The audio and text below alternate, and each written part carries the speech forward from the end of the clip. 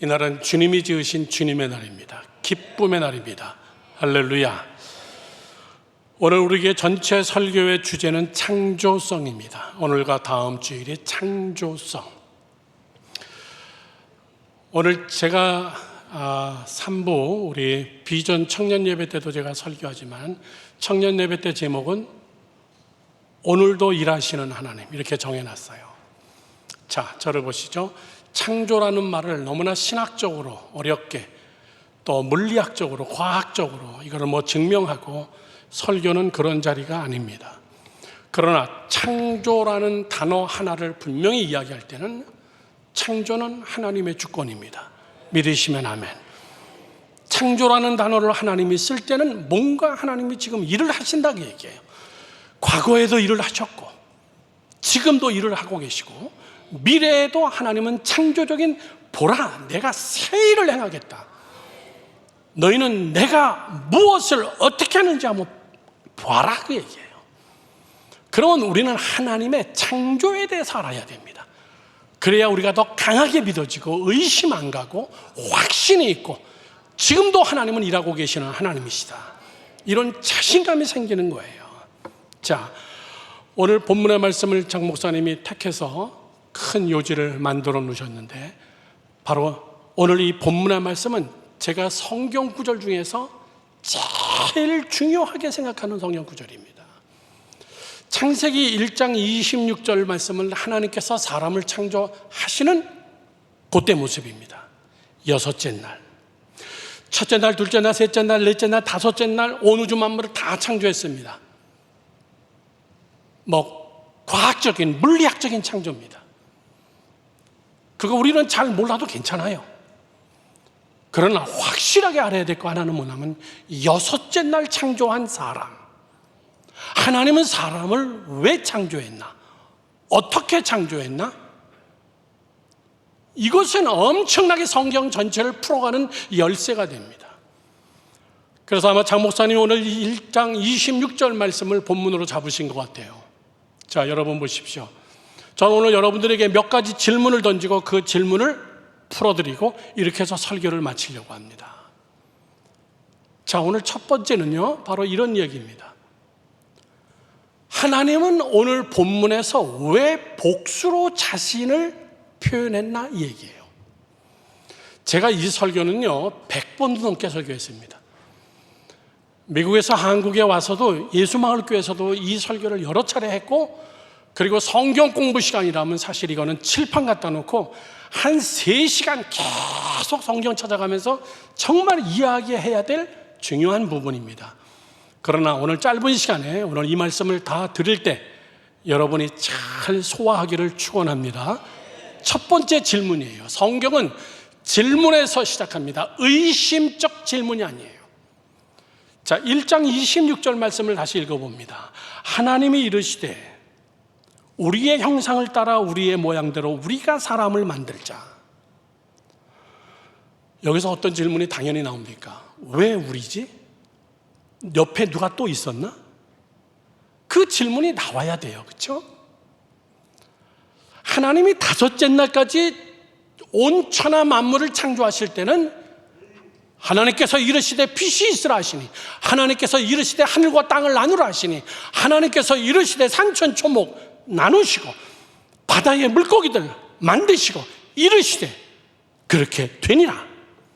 그런데 여섯째 날에 가서는 묘하게 이야기합니다. 우리가 하나님의 독백인데 인칭수가 맞지 않습니다. 우리가 우리의 모양을 따라 우리의 형상대로 우리가 사람을 만들자, 같이 만들겠다는 거예요. 그 누구랑 만드시겠다는 거지? 그 우리가 누굴까? 성경 다 찾지 않고 여러분 먼저 결론을 말씀드리면 자세히 보셔야 됩니다. 한 번 더. 하나님이 이르시되 우리의 형상을 따라, 하나님의 형상, 우리의 모양대로 우리가 사람을 만들고 그들로 바다의 물고기와 하늘의 새와 가축과 온 땅과 땅에 기는 모든 것들을 다스리게 하자, 이렇게 얘기하십니다. 자, 사람을 창조하는데 1차적 창조를 사람을 하나님이 하고 사람은 2차적 창조를 하게 하자, 이 뜻이에요. 어렵죠? 1차적 창조는 무에서 하나님이 사람을 창조합니다. 2차적 창조는 이제 네가 창조하라 그 얘기예요.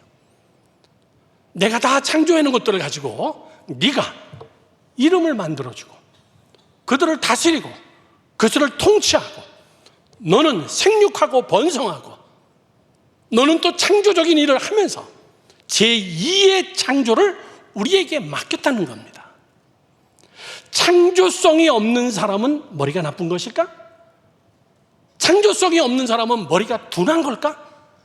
머리가 팍팍 안 돌아가는 인간인가?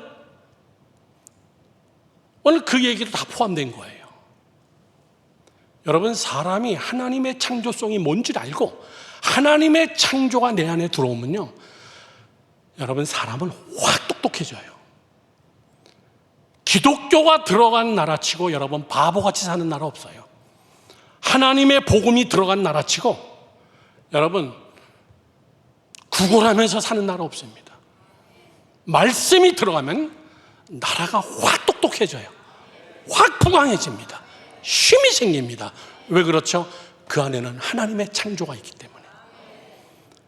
그래서 하나님은 오늘 그렇게 말씀하시는 거예요. 우리가, 이 말의 결론은 뭐냐면은 하나님은 세 분이세요. 그런데 한 분입니다. 그거를 뭐라 그러죠? 오케이, 삼위일체. 시작. 삼위일체라고 얘기하는 겁니다. 이미 창세기 1장 26절에 하나님이 스스로를 삼위일체를 말씀하고 계시는 거예요. 우리라는 것은 성부, 성자, 성령. 우리. 그러나 한 분이신 하나님. 우리의 모양대로 우리의 형상을 따라서 이미지, 능력, 우리의 형상을 따라서, 저를 보세요. 중요한 얘기입니다. 그 형상이 뭐냐면 인간도 삼위일체로 만들자, 그 얘기예요. 너무나 함축해놔가지고 이 뜻을 풀어내기가 쉽지가 않은데 오늘 성경 몇 군데를 읽으면 아, 그런 거로구나. 우리는 대단한 존재로구나. 하나님은 성부, 성자, 성령, 이 삼위일체가 하나가 됐듯이 우리의 모양을 따라 우리의 기능대로 우리의 형상대로 우리가 사람도 이렇게 삼각형으로 만들자. 사람은 어떤 삼위일체일까요? 하나님처럼 영과 육과 혼으로 만들어놨어요. 그래야 하나님과 삼각형으로 교제가 되기 때문에 그래요. 하나님의 형상대로 창조됐기 때문에. 자, 그럼 여기서 중요한 이야기가 있습니다. 성부 하나님. 자, 예를 듭니다. 저는 여러분에게 뭡니까? 저는 여러분에게 목사입니다. 제 친구들을 만나면 저는 제 친구들에게 아내권이에요. 안자도 안 붙입니다. 해거나 이렇게 붙입니다. 나는 그들의 친구가 됩니다. 저희 집에 가면 저희 식구들에게는 저는 아버지입니다. 그런데 식구지만 저희 아내에게는 또 남편이 됩니다. 제가 다 달라요. 여러 개입니까 제가? 아내군이라는 사람은 하나인데 제 기능이 여러 개가 있어요. 그 기능이 다 모여서 하나가 될 때 그 사람이라고 얘기하는 거예요. 하나님도 유일신 한 분이시지만 하나님의 기능이 이렇게 세 가지가 있어요. 첫째, 성부 하나님. 이건 여러분 설명할 거 없습니다. 성부 하나님은 어떤 하나님이에요? 온 우주 만물을 통치하시고 창조하시고 다스리시고 계획하시고 그리고 사건을 벌이시고 끌고 가시고 그리고 마지막 종점을 향하여 모든 것들을 하나님의 계획대로 끌고 가시는 여러분 하나님의 주권을 얘기할 때 우리는 성부 하나님이라고 얘기해요. 성령 하나님은요, 그 하나님은 영적인 또 존재시다 그 얘기예요. 성령, 영적인 존재세요. 그래서 사람도 영적인 존재로 하나님이 만든 거예요. 하나님과 교통할 수 있도록, 하나님의 생각을 알 수 있도록. 사람을 창조하고 나서 하나님은 그 코에다가 생기를 세게 불어넣습니다. 하고 집어넣습니다. 하나님의 성령이 그 안에 들어간 거예요. 사람은 영적 존재입니다. 그런데 제가 오늘 설교 시간에 강조하고 싶은 게 두 번째의 성자입니다. 성자. 이 성자가 참 어려운 겁니다. 이 성자 부분에서 이단들이 나오는 거예요. 성자를 마음대로 해석하고 자기가 성자라고 얘기하고 자기가 요즘의 성자라고 얘기하고 이 성자에 대한 해석 때문에 이단이 나오기 시작하는 거예요. 자, 여러분에게 질문합니다. 성자의 이름이 뭐죠? 크게 시작. 예수입니다. 성자는 예수세요.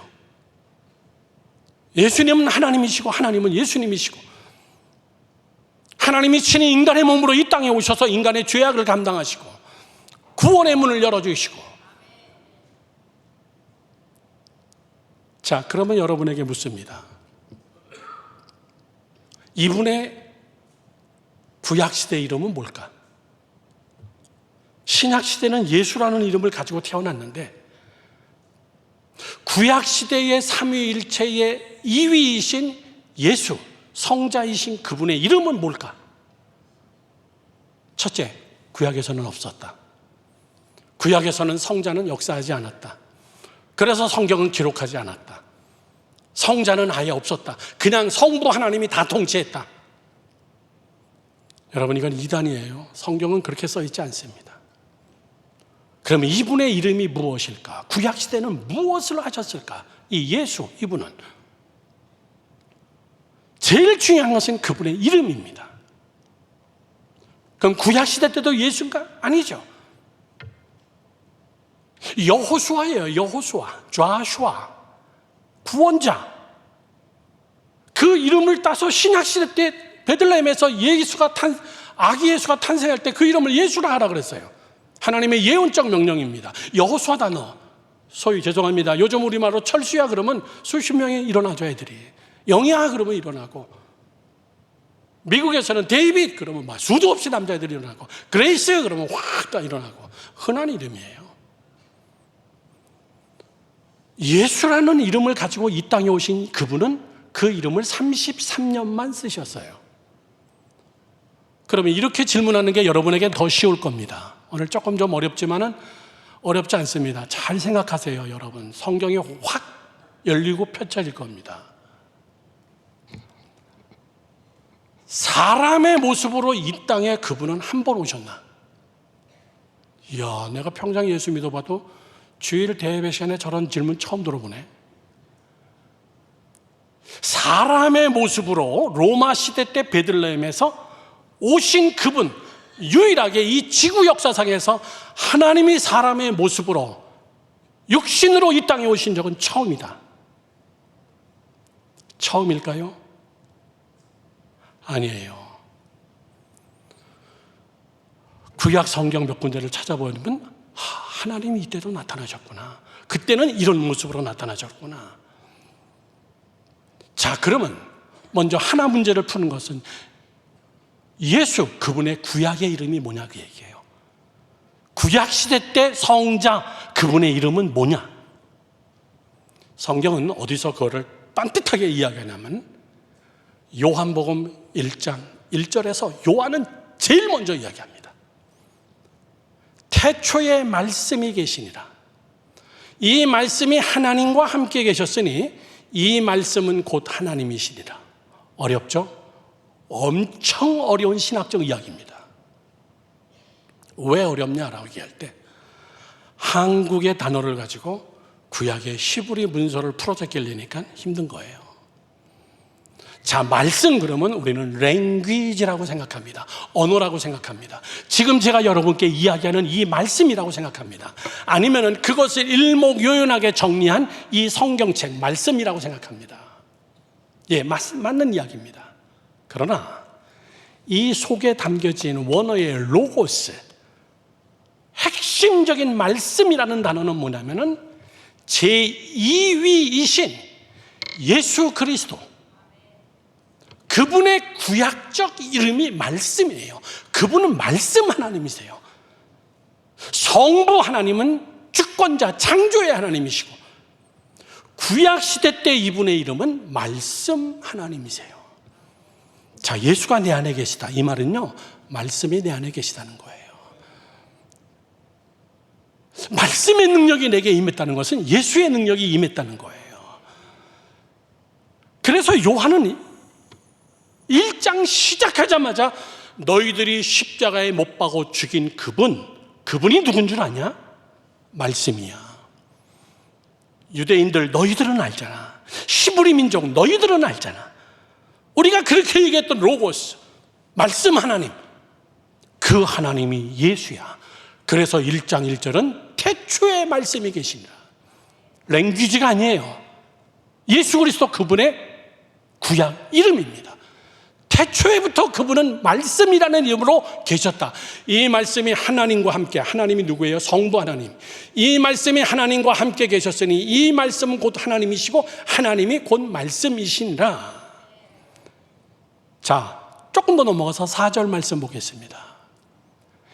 말씀이 육신이 되어 우리 가운데 거하심에, 이해하시죠? 철학적 단어, 신학적 단어와 같았던 그 말씀이 육신을 입고선 사람의 모양으로 이 땅에 나타나셨으니 그의 영광을 보니 아버지의 독생자의 영광이요 은혜와 진리가 그 안에 꽉 찬 하나님의 말씀이 사람이라는 육신을 입고선 이 땅에 오셨다는 말이에요. 믿으시면 아멘. 말씀의 육신을 입었다는 거, 이건 여러분 엄청난 겁니다. 사랑하는 성도 여러분들, 중요한 이야기합니다. 추상적인 이야기가 현실적인 이야기가 될 겁니다. 성경 다 찾지 않겠습니다. 말씀에는 하나님의 능력이 있어서 영과 육과 혼과 골수를 쪼개고도 남나니, 하나님의 말씀은 사람을 의로 교육하기에 바르고, 하나님의 말씀은 생명력이 있어서, 능력이 있어서 말씀의 능력이 임해야 된다. 우리가 말씀이란 단어를 얼마나 많이 씁니까? 자, 제가 이 시간 설교하면서 제 말씀의 능력이 있기를 저는 간절히 원해요. 제 입을 성령을 통하여서, 랭귀지를 통하여서 여러분에게 증거하면서 이 말씀이 여러분의 마음속에 들어가는 거예요. 언어적 말씀이죠. 자, 하나님의 이 말씀이라는 이름이 내 안에 있을 때, 예수가 내 안에 있다. 여러분, 이젠 추상적인 얘기를 하지 마세요. 자, 그러면 두 번째 질문입니다. 설교가 빨리빨리 나가죠. 둘째 질문, 하나님은 어떻게 창조하셨는가, 그 얘기예요. 잘 들으십시오. 여러분, 재밌게 이야기하겠습니다. 주일학교 애들을 모아놓고, 얘들아, 하나님께서 천지를 어떻게 창조했지? 그러면 다 애들이 뭐라고 얘기할까요? 예? 말씀으로 창조했어요. 아, 맞아요. 말씀으로 창조했어요. 그래서 빛이 있으라 깨, 그러니까 빛이 있었어. 하늘과 땅이 있고 바다가 있고 산천초목이 있으라, 이렇게 말하니까 말씀으로 다 창조했어. 그 뜻은 여러분 절대 아닙니다.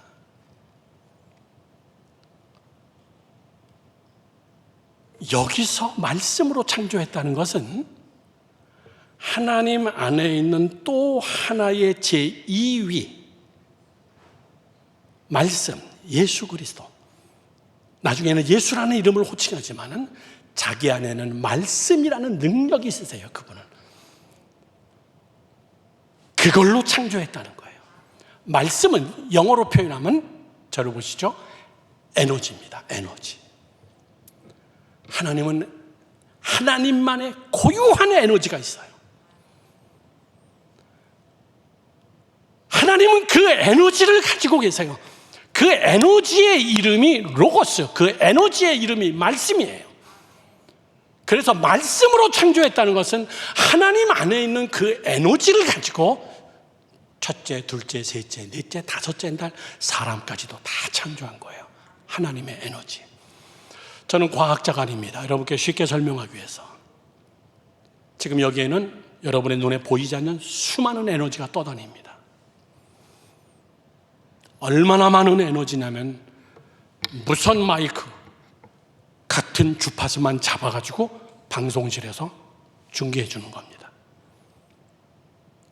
소리를 확산해서 중계해 줍니다. 전 세계 어디서든지 지금 이 시간에 이 소리를 똑같이 듣고 있습니다. 그게 뭘까요? 전기라는 에너지.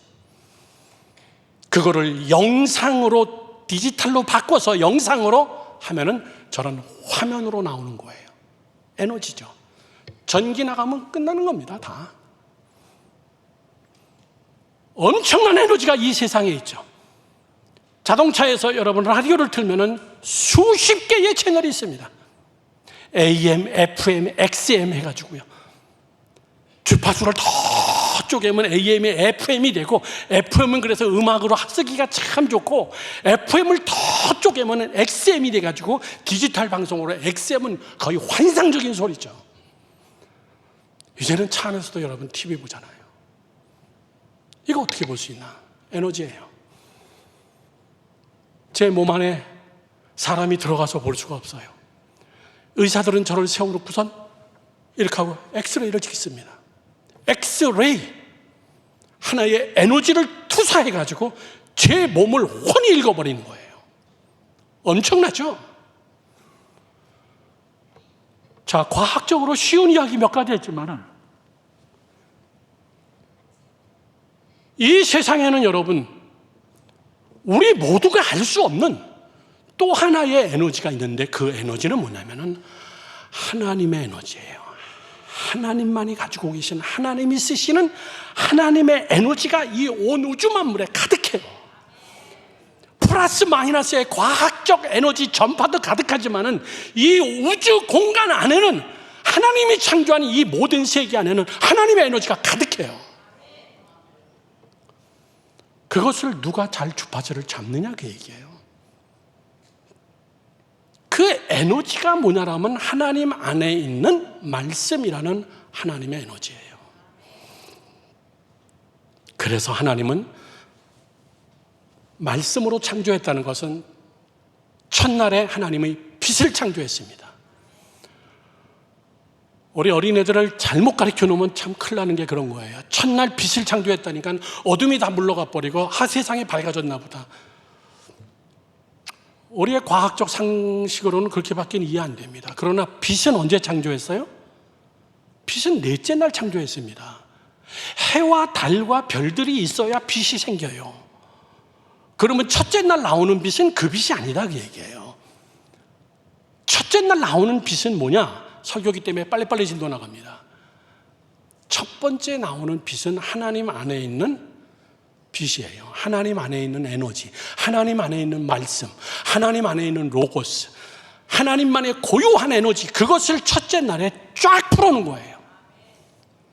온 우주 만물을 하나님이 통치하기 위하여서, 하나님의 질서 속에서 하나님이 움직이시기 위하여서 모든 생명체들은 하나님의 에너지를 근거로 하여서 첫째 날 빛을 만들어버린 거예요.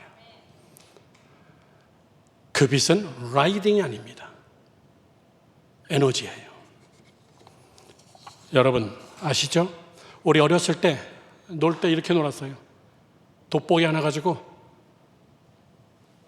태양하고 비춰가지고 여기로 빛을 쫙 뽑아가지고 검은 종이를 태워가지고 불장난하고, 엄청난 태양이라는 빛이 한 곳에 집중하면 에너지가 되어서 열을 발사하면서 불을 낼 수가 있습니다. 에너지 원리입니다. 그건 과학적 원리예요. 자, 그러면 이 세상에는 하나님의 에너지가 가득해요. 하나님이 그 첫째 날 말씀으로 모든 것을 다 창조했어요. 그 에너지를 근거로.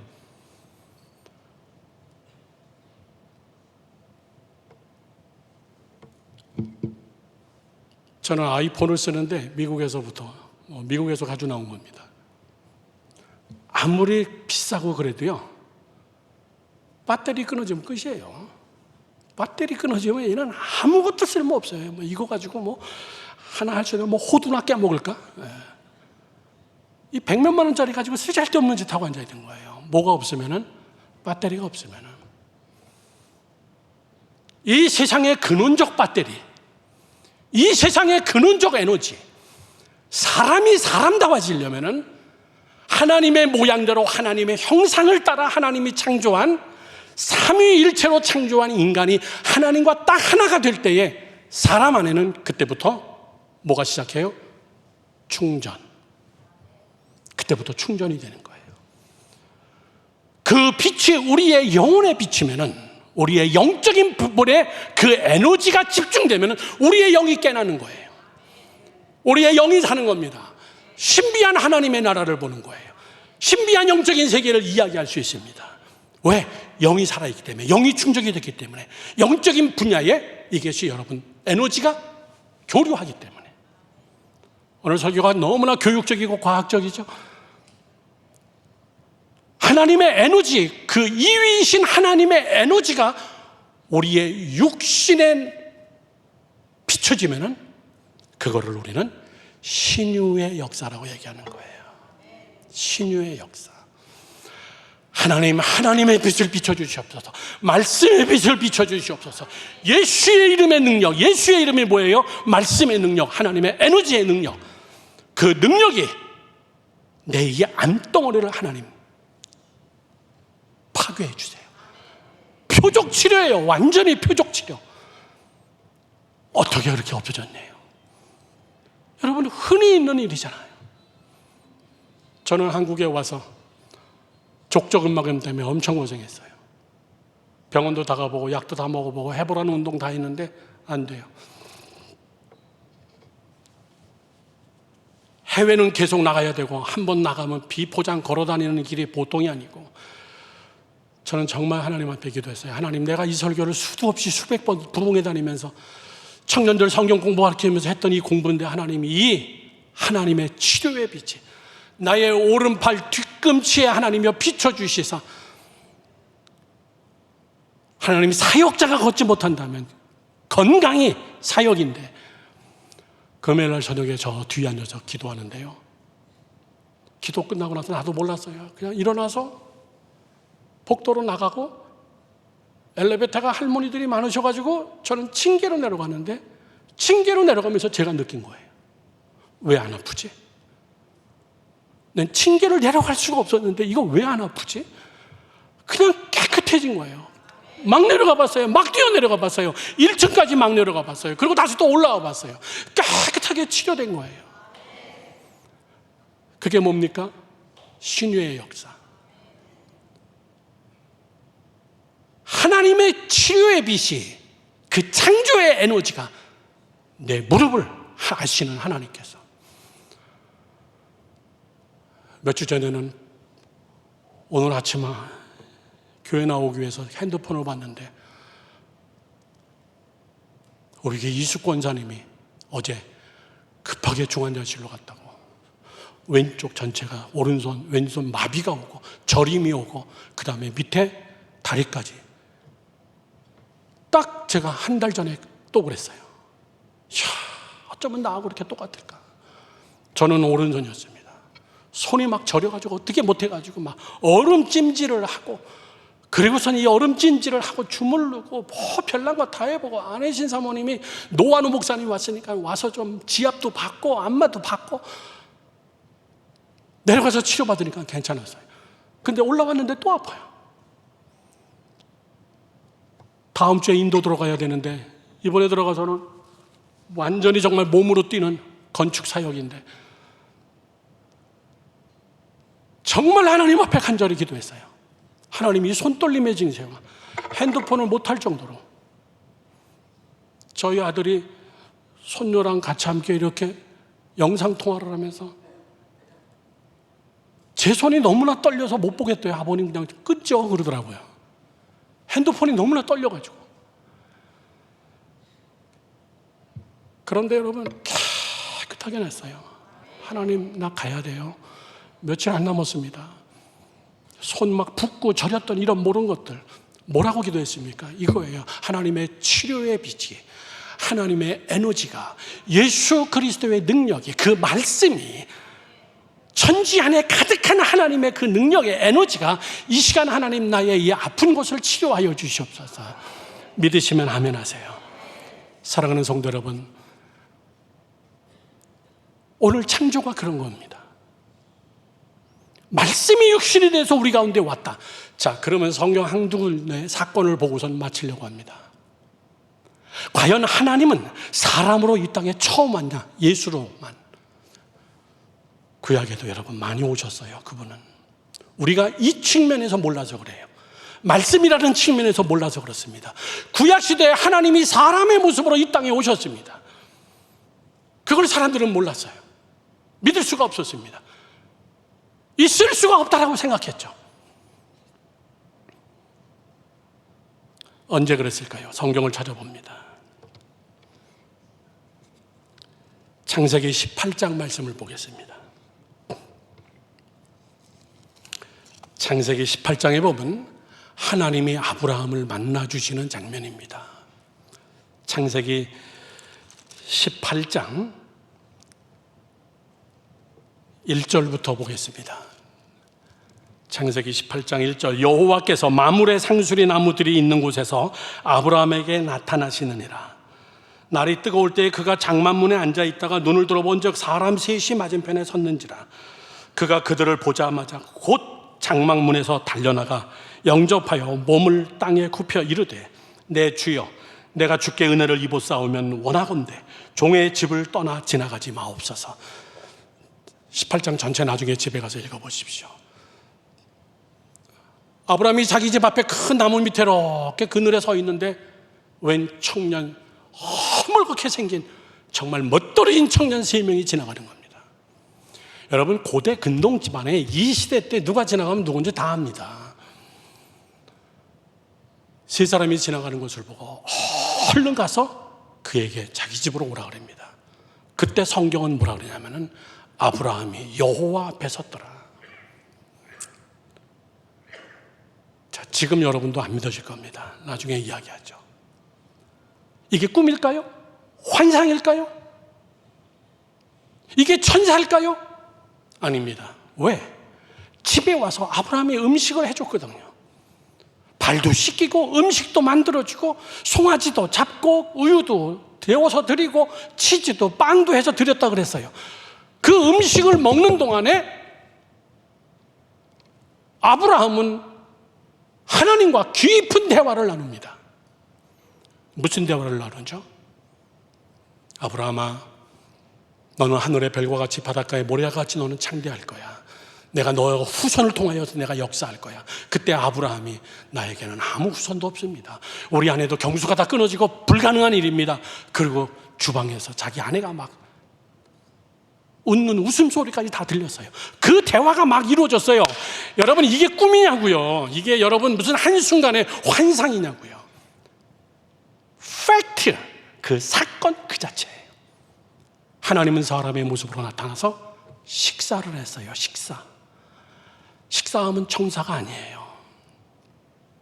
그리고 그 다음날 아침 헤어집니다. 아유, 거기서 하룻밤 주무셨어. 어디로 가십니까? 그랬더니 하나님이 뭐라 그러냐면은, 내가 너에게 뭐 숨길 게 있냐? 내가 너희에게 다 이야기하마. 그러고서 이렇게 얘기합니다. 내가 저 소돔을 멸망하러 가는 거야. 거기에 제 조카가 있는데요. 하나님 꼭 그렇게 하셔야 되겠습니까? 너무나 타락했어. 아무리 그래도 그렇죠. 50명은 있습니다, 의인이. 그리고 50, 40, 30, 20, 10. 더 이상 아브라함이 할 얘기가 없을 때 하나님은 아브라함을 떠나버립니다. 아시죠?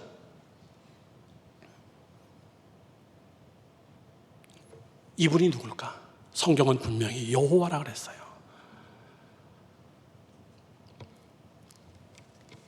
그런데 아브라함은 이런 하나님을 한 번만 만난 게 아니에요.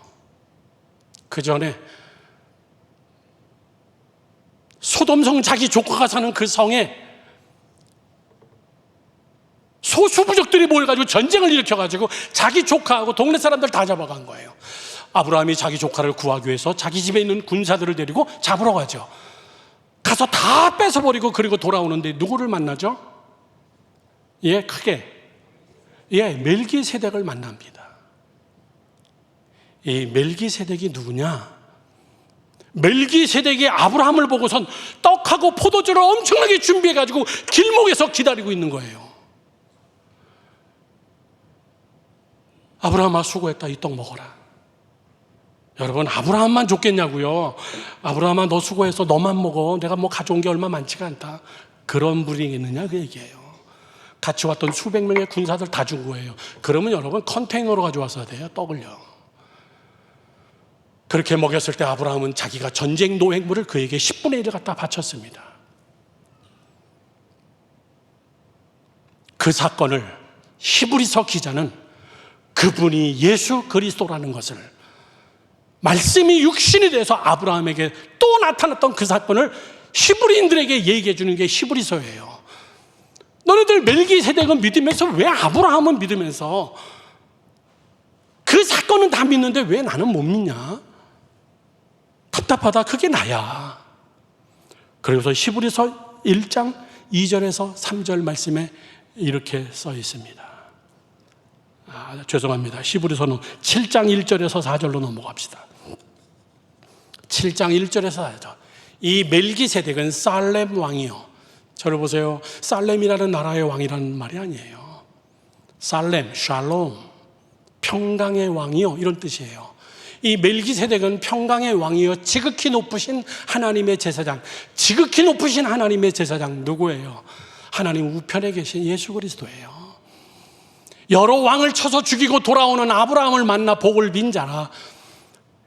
아브라함이 모든 것의 10분의 1을 그들에게 나누어 주니라. 그 이름을 해석하면 멜기세덱의 이름을 먼저는 의의 왕이요, 그 다음은 살렘 왕이니 곧 평강의 왕이요. 저를 보세요. 멜기, 체크, 세덱 세 가지 단어가 합성된 거예요.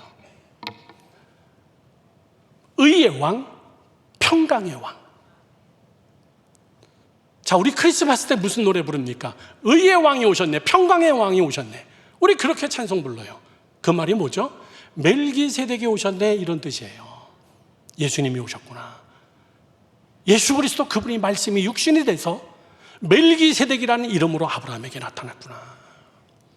그 다음에 마지막 더 확실하게, 멜기세덱, 그는 아버지도 없고 어머니도 없고 족보도 없고 시작한 날도 없고 세상의 끝도 없어 하나님의 아들과 닮아서 항상 제사장으로 있느니라. 여러분, 저게 말이나 됩니까?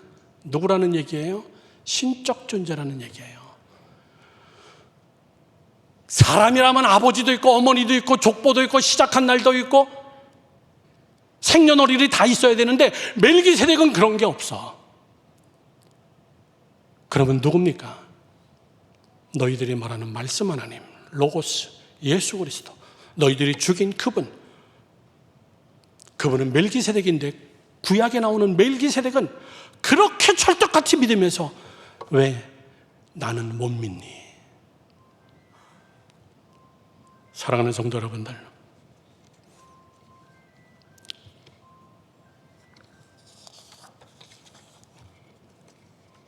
예수님은 설교하다가 대책이 안 쓰니까 유대인, 사두개인, 바리새파 사람들에게 뭐라 하냐면, 이렇게 안 믿으니까 아브라함은 잘 믿고 멜기세덱은 구약의 인물은 다 믿는데 자기를 못 믿기 때문에 예수님이 뭐라고 얘기하냐면, 아유, 아브라함은 나 만나고 엄청 좋아했어.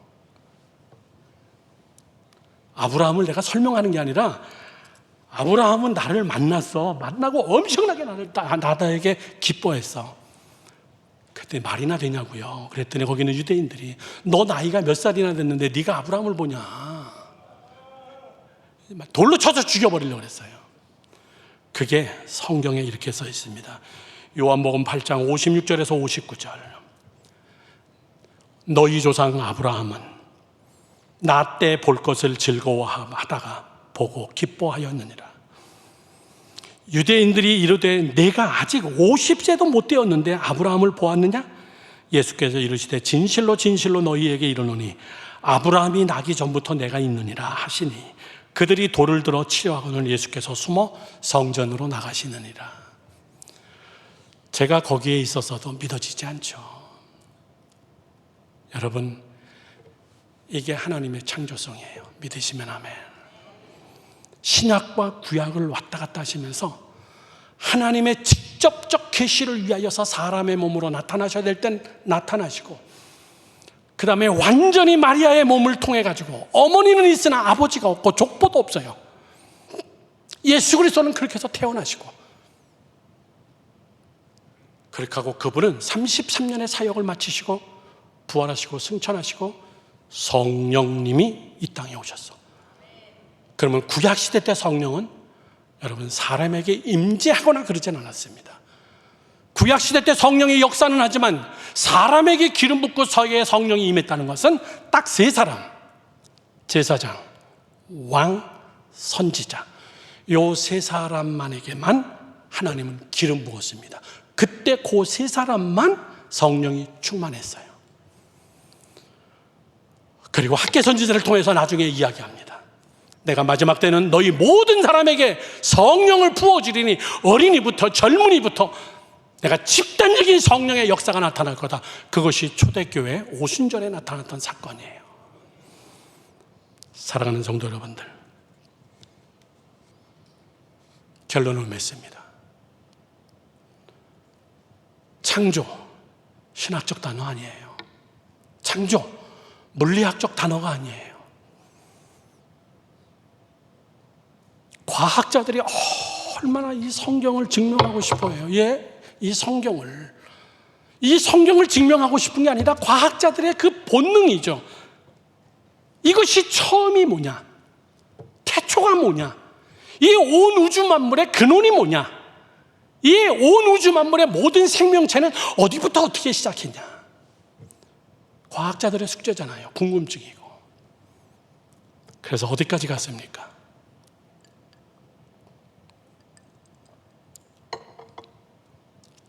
찾고 찾다가 이 온 우주 만물은 어떻게 해서 만들어졌을까? 어떻게 저렇게 질서정연하게 움직일까? 과학자들의 여러분, 누구도 이거를 부인하지 못하는 학설이 나온 거예요.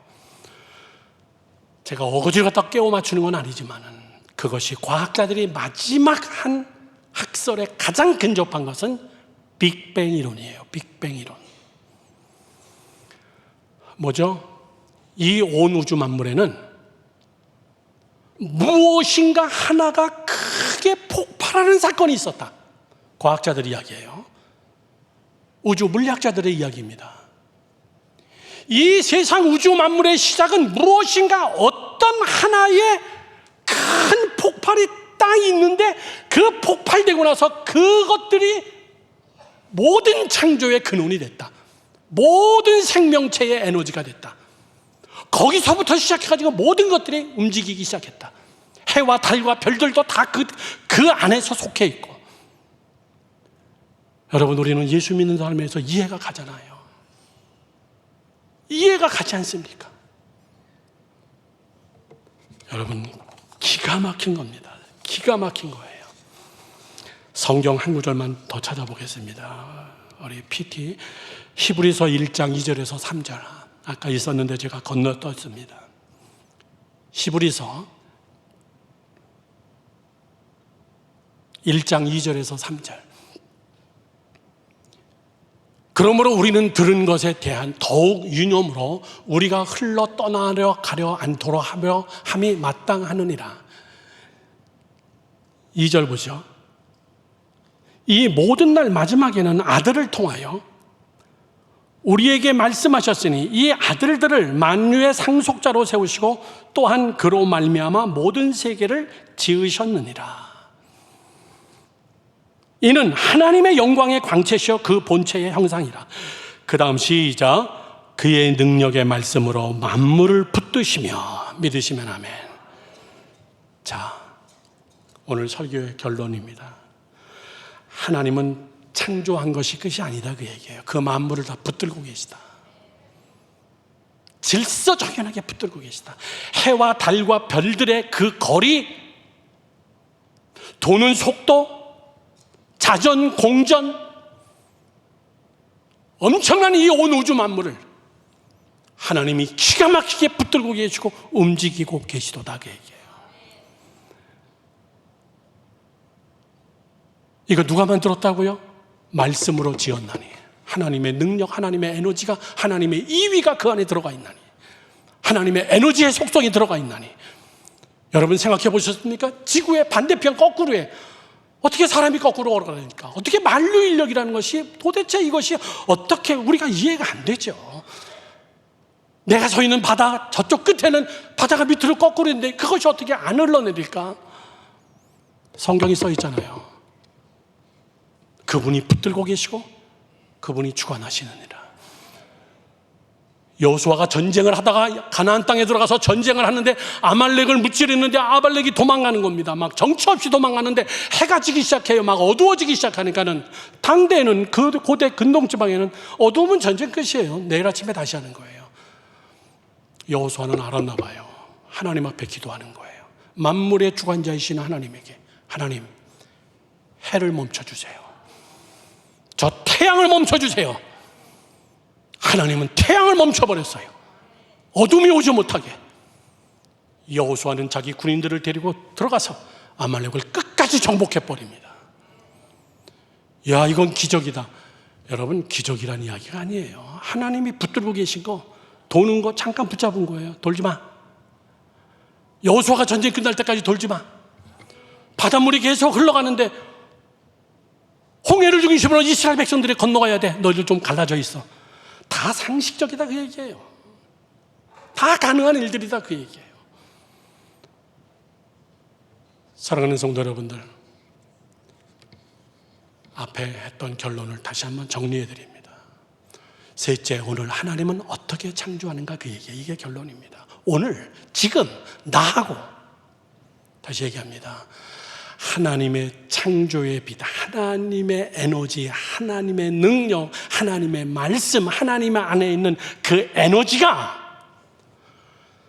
나의 영에 비춰야 돼요. 이따가 우리 반주팀 그 찬송을 다 같이 함께 해주면 고맙겠습니다. 내 영혼에 햇빛 비치니 주 영광 찬란해. 이 세상 어떤 빛보다 이 빛도 빛나네. 이 세상에 엄청나게 많은 빛, 알파, 베타, 감마, 별난 많은 빛들이 있지만은 하나님의 빛은 사람이 측량이 못하는 하나님의 빛. 하나님, 그 영혼을 내게 비춰주세요. 이 찬송이에요. 그 찬송이. 이 시간에도 하나님이 찾으시는 하나님, 여러분이 영혼이 상한 자들, 하나님의 말씀이 없는 자들, 배터리가 충전이 안 돼 있어가지고 자기는 전화기를 가지고 있다고 생각하는데 전화기가 안 걸리는 거예요. 전화기가 안 되는 거예요. 가정이 소통이 안 되는 겁니다. 물질이 소통이 안 돼요. 인간관계가 소통이 안 됩니다. 남편과 아내가 소통이 안 되는데 어떻게 여러분의 애들하고 소통이 되겠습니까? 그 소통은 무슨 심리학적으로, 언어적으로, 상담 심리학적으로 그들과 교통하면서 소통이 가능하냐라고 얘기할 때는 여러분, 진정한 에너지가 그 안에 들어가야 돼요. 에너지가 들어가야 앱들이 다 움직이는 거예요. 소통이 되는 겁니다. 그 에너지가 여러분에게 비춰지기를 주님의 이름으로 축원합니다. 그게 창조가 오늘 우리에게 임하는 거라는 걸 믿으셔야 돼요. 두 번째는 그 빛이 내 육신에 비춰야 돼요. 육신에. 하나님 고쳐주세요. 하나님 치료해 주세요. 치료의 광성아, 예수의 에너지를 나에게 비추시면은, 구약 성경에 나오는 말이죠. 너희가 걸어가도 피곤하지 않냐고, 달려가도 피곤하지 않냐며 독수리가 날개에 친같이 올라갈 것이다. 여러분, 그 얘기가 그냥이 아니에요. 저는 다음 주에 인도에 우리 청년들도 데리러 들어가서 건축하는 사역을 진행하지만요, 정말 요즘 또 기도 많이 합니다. 하나님, 하나님의 에너지가 내 육신에 부어주시사 하나님 강건하게 하옵시고 피곤하지 않게 하옵시고 괜히 빌빌대고 코피 흘리지 않게 해옵시고, 여러분 육신의 그 빛이 비춰져야 돼요. 지금 이 시간도 마찬가지죠. 제가 설교 원고를 준비해서 나왔어도 이 빛이 내게 비춰져야 정말 담대하게 강하게 선포할 수 있는 것은 제가 아니라 제 안에 계신 성자 예수 그리스도, 그분의 능력인 줄로 믿습니다. 마지막 세 번째는요, 이 빛이 내 혼에 비춰져야 돼, 내 마음에. 그때 사람은 내 생각, 내 마음에 비춰지면은 하나님의 에너지가 사람이 확 똑똑해집니다. 갑자기 철들어요. 어저께 중국에서 오신 어느 비즈니스맨이 저를 만나자 그래서 주소를 줘가지고 제가 찾아갔습니다. 저에게 상당히 많은 사역의 일을 하시는 분이에요. 1년에 하나씩 우물을 파시고 학교를 세우시고 교회를 건축하시고, 그래서 목사님 한국에다가 공장을 차렸습니다. 이 공장에서 나오는 수익금은 정말 말 그대로 절대적으로 다 선교에 사용할 겁니다. 목사님 와서 같이 함께 예배 좀 드려주세요. 그래서 저는 화성이라는 데 처음 가봤어요. 바닷가 바로 옆이더구만요. 땅을 매입하고 거기다가 공장을 세우고, 그리고 그 공장은 낚시를 만든, 낚싯대를 만드는 회사예요. 이분의 간증이 그렇습니다. 자기가 한국에서 예수를 믿기 전에는 잘 나갔다는 겁니다. 이루 말로 할 수 없을 정도로 자기는 부족한 게 없었대요. 그런데 어느 날 자기 식구들은 다 예수 믿는데 다 거두절미하고 하나님이 건드신 거죠. 너 똑똑한 척 하지 마. 하나님이 싹 걷어가니까 오늘 잘 집이 없더래요. 그렇게 잘 살던 분이 40대 초반, 이분이 중국으로 도망간 거예요. 중국에 도망가서 자기가 할 수 있는 건 낚시밖에 없어가지고 낚시하면서 매일같이 고기 잡아다가 매운탕 끓여 먹고 햇반 사다가 밥 먹고 또 낚시 나가고, 그 다음날 그러다가 심심해서 어느 사람 만났는데 교회 가자 그래가지고 교회는 뭔가 한번 가보자. 그리고 갔다가 그날 한순간에 하나님의 진리의 말씀의 빛이 그 사람의 혼에, 영에 정확하게 찔러버린 거예요. 사람은 한 방이면 가요. 거기서 뒹굴면서 하나님을 만나고,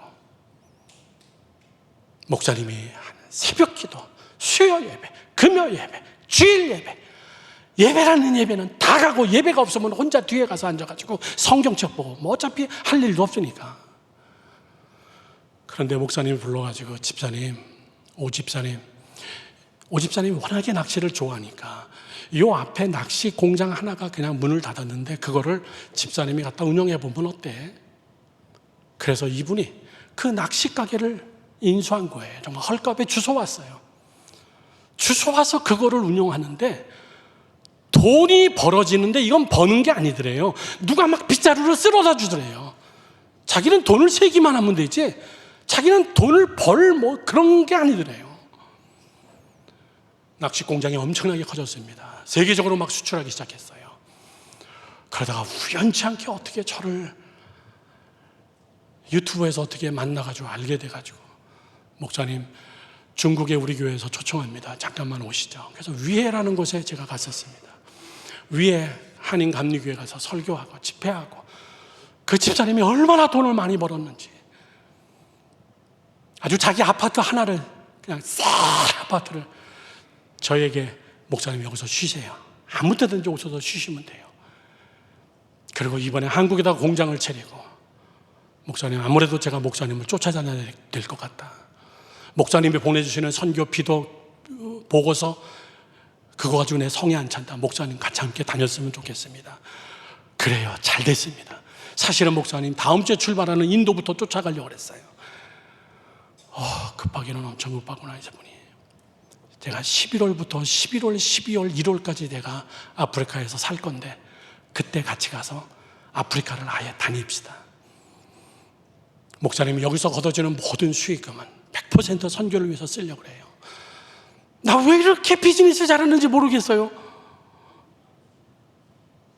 이분이 깨달아지는 게 하나님의 빛이 비춰지니까 하나님의 에너지가 내 안에 오니까 뭐 새벽 기도니 뭐니 뭐 예배부터 시작해서 뭐 다 풍지박산 나서요. 가정도 다 풍지박산 났고 다 이혼하고 뭐 아무것도 없어요. 공장 차린 옆에 가보니까 3층 구탱이에다가 조그만하게 자기 방, 그 다음에 그 옆에 화장실 하나 있고, 그 다음에 다 공장으로. 목사님, 한국에서 비즈니스 시작한 지 이제 3달째인데 하나님이 어마어마하게 부어주십니다. 집사님 깨달으세요. 2번 실수하지 마세요. 한국에서 도망 올 때를 항상 생각해요. 그거 하나님이 한 겁니다. 집사님이 똑똑한 거 아니에요. 배터리 충전을 항상 하세요. 배터리를 하나님에게 충전하세요. 세상에다 충전하지 마세요. 자기 지식에다 충전하지 마세요. 거기서 창조가 나오지가 않습니다. 집사님이 나하고 같이 한 3달 정도 아프리카를 다닐 텐데 뭔지 현장을 리얼하게 볼 텐데 그때 우리가 어떻게 선교할지를 그때 다시 한번 의논합시다. 사랑하는 성도 여러분들, 하나님의 빛이 비춰지면요 사람은 순식간에 바뀌어요. 여러분의 자녀, 여러분 하나님의 빛이 비춰져야 돼요. 여러분의 육신, 여러분의 영, 오늘 이 창조성이 하나님이 부어주신 1차적 창조로 창조된 여러분들이 제2차적 창조를 해나가는 그런 능력 있는 여러분 되기를 주님의 이름으로 축원합니다. 축원합니다. 우리 다 같이 함께 1절만 부릅시다. 내 영혼에 햇빛 비치니 주 영광 찬란해. 여러분, 이 말씀이에요. 내 영혼에 햇빛 비치니 내 육신에 내 혼에 이 빛이 비춰지는 역사가 있기를 간절히 축원합니다.